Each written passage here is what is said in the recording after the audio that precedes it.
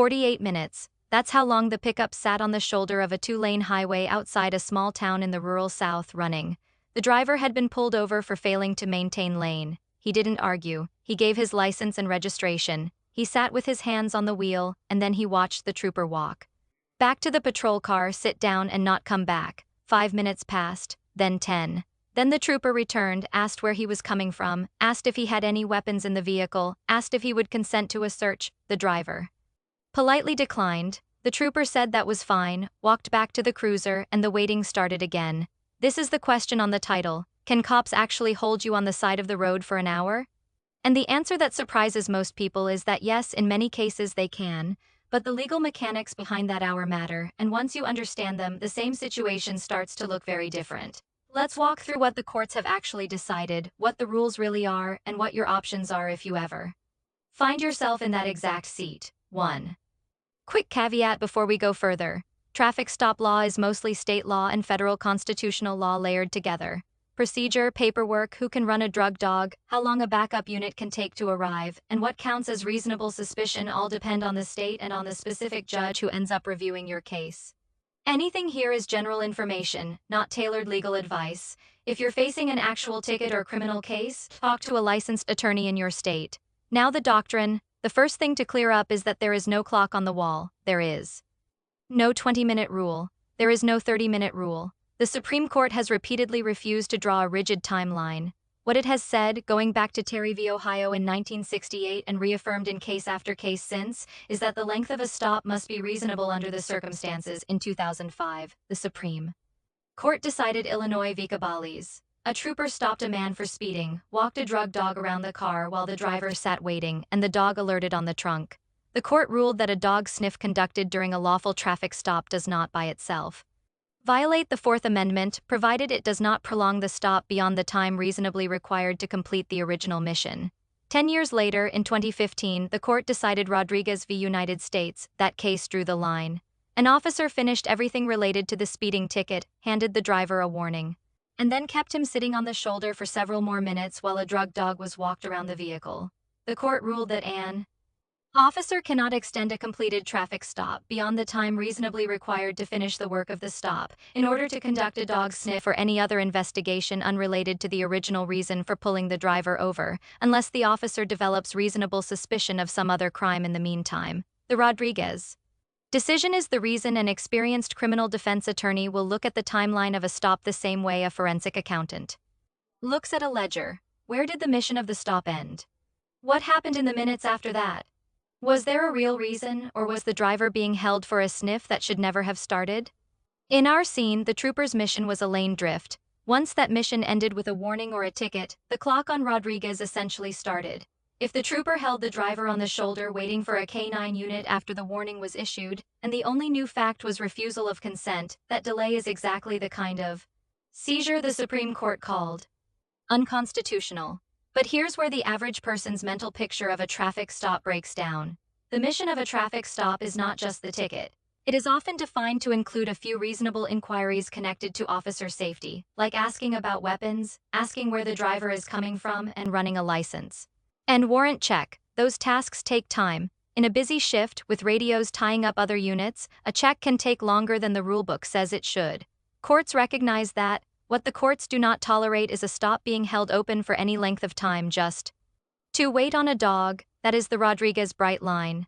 What they tolerate more readily is a few extra minutes for a records check, for backup to confirm the stop is safe, or for the officer to briefly investigate a specific articulable fact that just popped up. That specific articulable fact is called reasonable suspicion. It is more than a hunch. It is less than probable cause.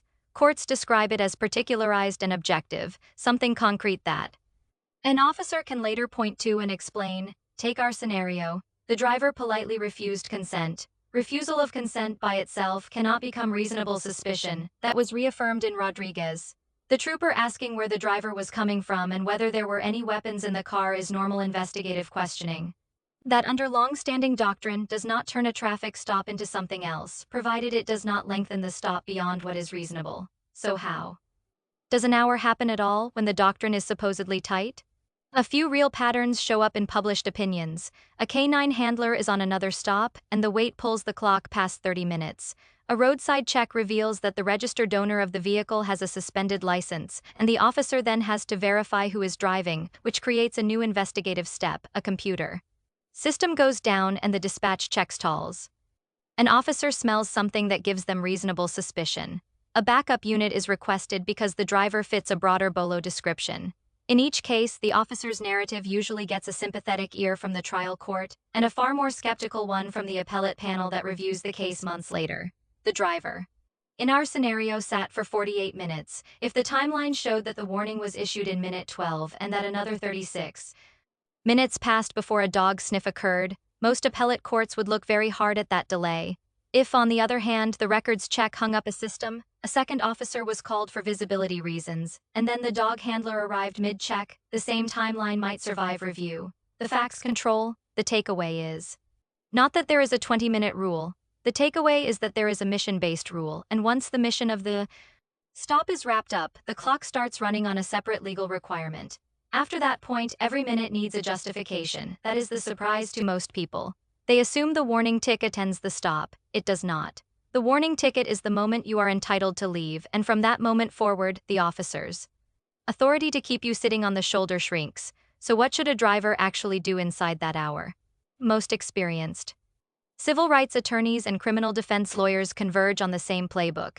Keep your hands visible. Keep your movements slow. Decline consent politely rather than with a long explanation. Do not argue. Do not get combative. Comply with instructions, even instructions that feel unreasonable. Use the phrase, "Am I being detained?" Or "Am I free to go at the moments when it actually matters?" Watch the clock in your head. When the stop wraps, do not just leave silently. Document everything you safely can. Officer name and badge number. Patrol car number. Number of units. Whether dispatch calls were audible. Names and contact information of any witnesses who came by.